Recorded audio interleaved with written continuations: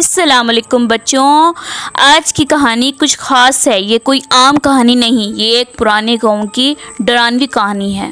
یہاں رات کے اندھیرے میں کچھ عجیب سا ہوتا ہے، تو سنبھل کے بیٹھو اور سنو یہ خوفناک راز۔ آمنہ ایک چھوٹے سے خوبصورت گاؤں میں اپنی نانی کے ساتھ رہتی تھی۔ ان کا گھر پرانا مگر بہت پیارا تھا، جس میں لکڑی کی چھتیں، نرم بستر اور ایک پرانی لکڑی کی صندوقچی بھیج رکھی تھی۔ ایک دن آمنہ نے کھیلتے ہوئے وہ صندوقچی کھول دی۔ اندر ایک پرانی سی گڑیا رکھی تھی، جس نے بال سنہرے اور کپڑے سرخ تھے۔ گڑیا تھوڑی عجیب لگ رہی تھی، جیسے وہ زندہ ہے۔ آمنہ نے اسے ہاتھ میں لیا اور اسی وقت نانی کمرے میں فوراً آ گئی۔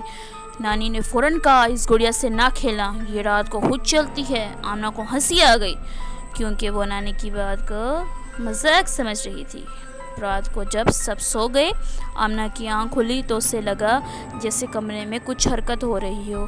جب اس نے آنکھیں کھولی تو وہیں گڑیا آہستہ آہستہ فرش پر چل رہی تھی، اس کے بستر کی طرف آ رہی تھی۔